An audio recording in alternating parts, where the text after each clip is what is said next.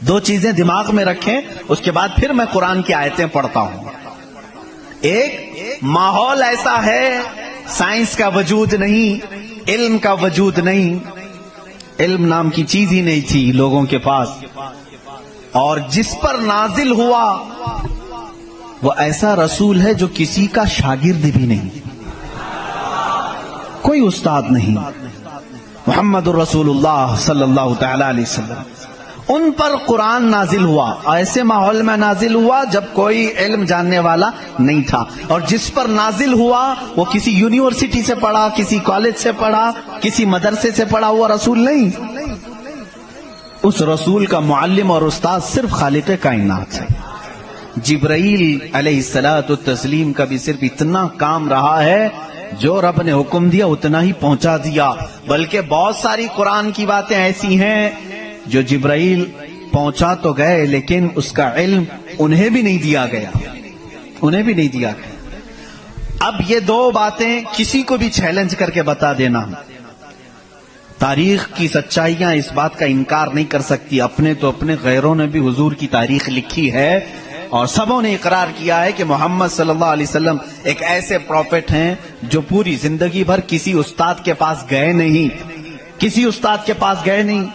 اور یہ بھی حکمت ہے میرے مولا کی، اسی لیے ہم اس رسول کو النبی الامی کہتے ہیں۔ امی کا مطلب کچھ بیوقوف لوگ آج کے زمانے کے جو بدعقیدہ ہیں وہ ان پڑھ کرتے ہیں، رسول ان پڑھ تھے، معاذ اللہ۔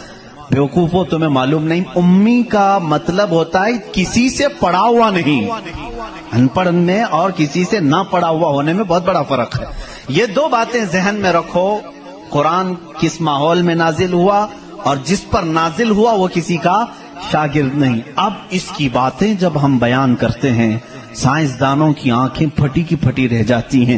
وہ قرآن بیان کر رہا ہے ان فی خلق السماوات والارض لآیات لأولی الالباب، بے شک یہ زمین کی پیدائش میں، آسمانوں کی پیدائش میں بڑی میری نشانیاں ہیں۔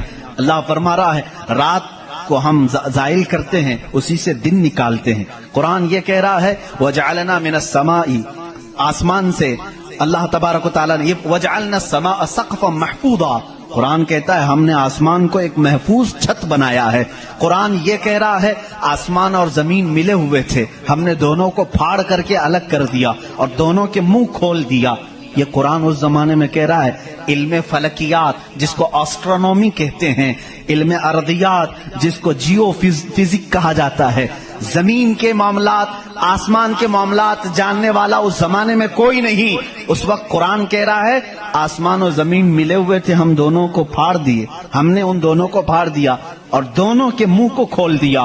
اب کا سائنس کہتا ہے زمین و آسمان کو دیکھنے کے بعد ایسا لگتا ہے کہ یہ گیلیکسی میں ملا ہوا ایک سیارہ تھا، اور یہ پھر زمانے کے بدلتے بدلتے آسمان الگ ہو گیا، زمین الگ ہو گئی۔ اب کا سائنس یہ کہتا ہے، اور پھر یہ بند نہیں ہے، جیسے ہماری چھت بند ہے، اوپر سے پانی ڈالو تو نیچے کچھ نہیں آئے گا، نیچے کے فرشی بھی بند ہے، نیچے زمین سے کوئی چیز یہاں مسجد میں نہیں نکلے گی۔ سائنس اب یہ کہہ رہا ہے آسمان میں جگہ جگہ سوراخ ہیں، منہ کھلا ہوا ہے، زمین میں بھی جگہ جگہ سوراخ ہیں، دکھنے والے نہیں، یہ کھلا ہوا ہے۔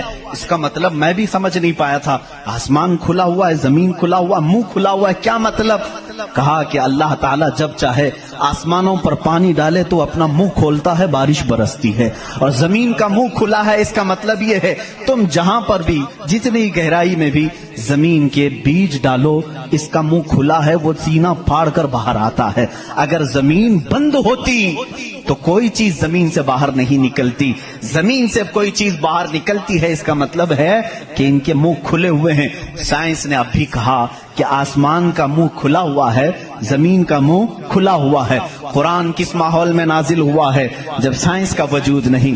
ہاں اگر تم یہ کہتے شاید محمد صلی اللہ تعالی علیہ وسلم بہت بڑے کسی سائنسدان کے شاگرد ہوں گے تو تمہاری تاریخ لکھنے والے ہی تمہارے چہرے پر زناٹے دار تھپڑ ماریں گے، اس لیے کہ وہ رسول اپنی 63 سالہ زندگی میں کبھی کسی کے شاگرد نہیں ہوئے، حتیٰ کہ سید الملائکہ کے بھی وہ شاگرد نہیں ہوئے۔